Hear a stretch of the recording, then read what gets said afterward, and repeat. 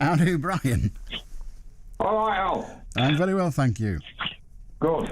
Well, first off, let's get this out of the way. Can we get something else out of the way? Can you get a bit nearer to the microphone, because you sound like you're in a bath? All right, mate. How's that? Just the same. Just the same? All right. Well, I've got the phone right next to my mouth. So, right. Well, there's something wrong with that. Anyway, do carry on then. We'll see how we go. Yeah. Just a quick one. Like, your researcher said, we'll put you on, like, and one call before me, fine. 2 calls before me, fine. 3 calls before me, I'm thinking, like, oh, what the hell? Right. Well, you're here now. What do you want to talk about, rather than... Sorry, Al. Yeah, okay, right. We'll get on. Role models. Go on. I don't really think it's a thing, and if people use role models as an excuse, it's a bad thing. And if I give you an example, let's talk about footballers. Mm-hmm. It could be footballers, it could be actors, it could be people in the, anybody in the news or whatever, right? And these people should be role models. Well, no, not really. They've got their own lives, and even though they're famous and what have you, they're going to live their lives the way they live them. And I'm old school as a footballer, so my people that I looked up to would have been like, and this is going to sound really, really bad, would have been George Best, Rodney Marsh, Stanley Bowles, Tony Curry, and anybody who knows anything about football, Frank Worthington. Now, I never looked at those people as role models. I didn't want to live their lifestyle, but they were inspirational to me. What did they inspire you to do? To play football better. Right. Yeah. So, but I never looked at their lifestyle and thought that I wanted to live their lifestyle. And I think, but do you modern footballers are like put up on a pedestal, and Jesus Christ, like he was seen out in a nightclub at, Do you believe? Do you believe, Callum? Brian, we've established that you're not influenced by those individuals, other than in your desire to play the game that they play. But do you believe that others might well be? Well, absolutely. But those others. That's their problem. That's not that. Well, that's not that's not like Sam Bowles' problem. Well, it isn't his problem for sure, but do you not feel that a person in the public eye has an obligation to those who put them into the public eye and admire them to behave in a way as to not give them credence for bad behaviour? Right, there was something you said there that I've sort of missed. People who put them in the public eye. Yeah. That person has a skill. Yes. Yeah, and a talent or whatever. Mm-hmm. Right. They've not. It's difficult, isn't it? They've not sort of put themselves in the public eye, really, have they? Yes. They've got a skill and a talent, and it just so happens that they're going to be in the public eye. No. They have to want to be in the public eye. They may not want to be, but the role that they choose for themselves, they don't have to sell their skills. They can do something in private. They don't have to become a professional footballer or a professional whatever. So they choose a course of action that, if they are successful with that choice, they end up in the public eye. It's an inevitable consequence.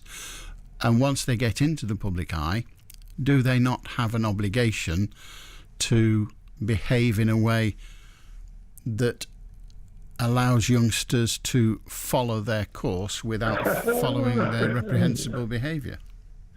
Yeah, well, this is the thing. This is the problem, Well, I don't see it as a problem. I'm just asking you a question. Do you not think that any person who makes his or her living in the public eye has an obligation to behave in a way that others might reasonably choose to follow? Jesus Christ. Well, they're not superhumans, are they? Like, No, they're not just all- superhuman, but that doesn't mean to say... I mean, everybody has foibles, you, me, everybody else, and we all do. But we also have an obligation, don't we, to behave in a way that fits in with the mores of the society in which we live. It's a difficult one, isn't it? You know. Well, it's not difficult for some. You find it difficult. I don't find it difficult at all, Alan. You know, I mean, like I said, like, you know... Well, your expression just now was it's a difficult one, and I thought that meant you thought it was difficult. It's silly of me, I know. But no matter. I ask you the question, do you think a person who makes his or her living by being in the public eye, by saying to the public, look at me, if all a footballer did was play football... Yeah, okay, Alan. Yes, I agree with you, yeah.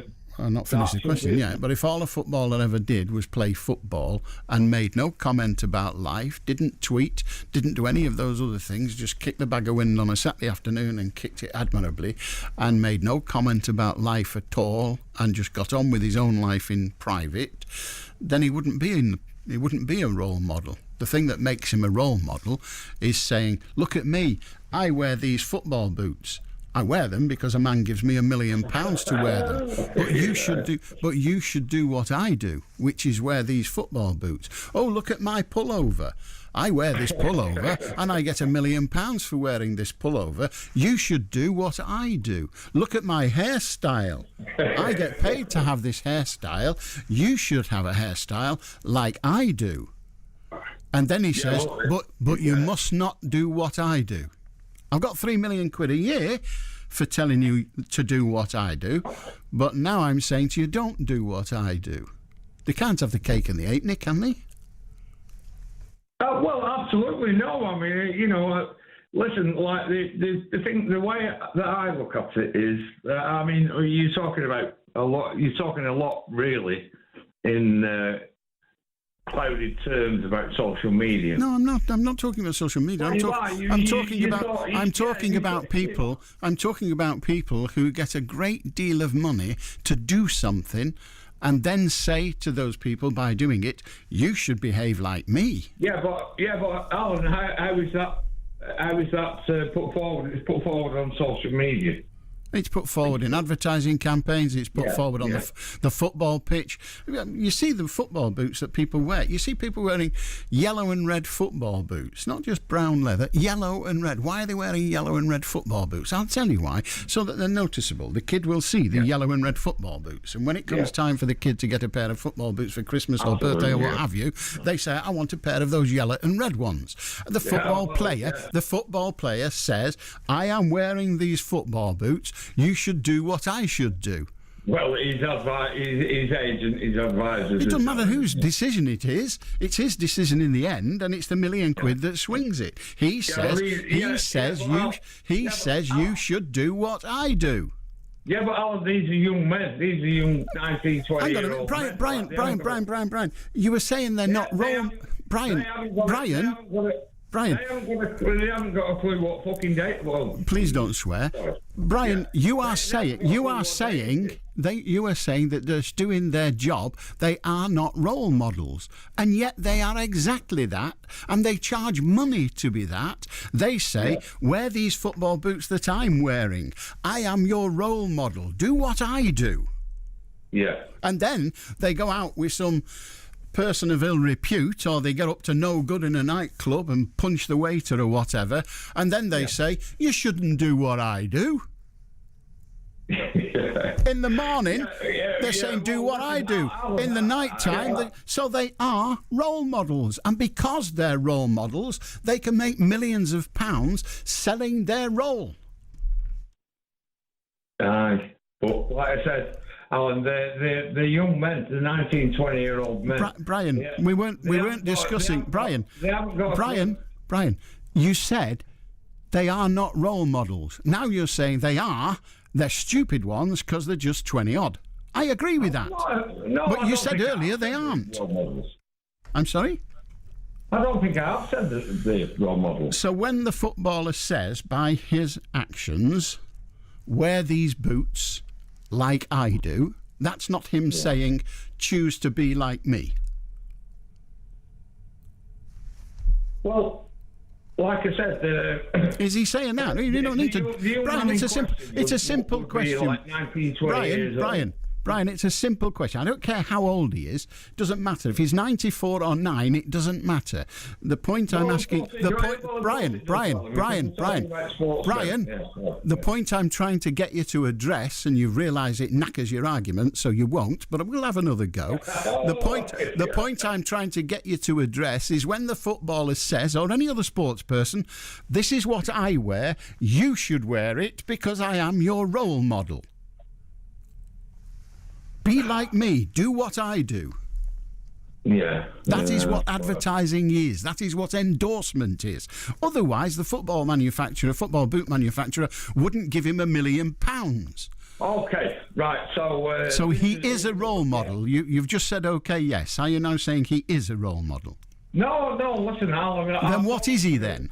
If he's not saying to somebody, "Do what I do," how is he not a role model?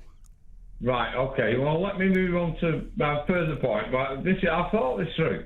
I think the thing you clearly haven't, but never mind. Okay, Al. It's with the parents.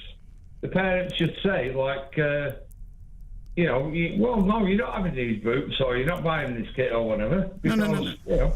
Brian, we're discussing whether the footballer is a role model or not. You said he's not. I'm saying, yes, he is.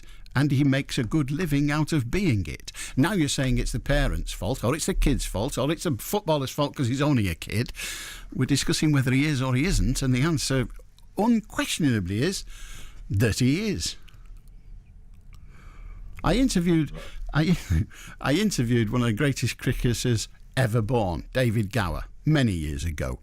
He's a fun guy. He's an amazing guy. He's played for all sorts. And I said to David Gower, "Tell me this, David, why do you wear odd socks?"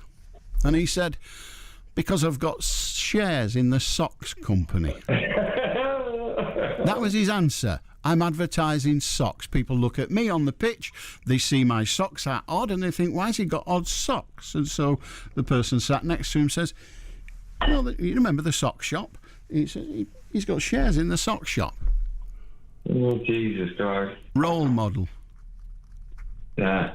So, basically, when it comes down to it, you just think that basically any sportsman or whatever should just fill the boots, get on it, get any sort of advertising that you can get, and, carry on with yourself. Well, I didn't say that's what any sportsman should do, but that is what they do. Do you know when a footballer signs a contract that's what they do? Do you know when a footballer signs a contract with a Premiership team?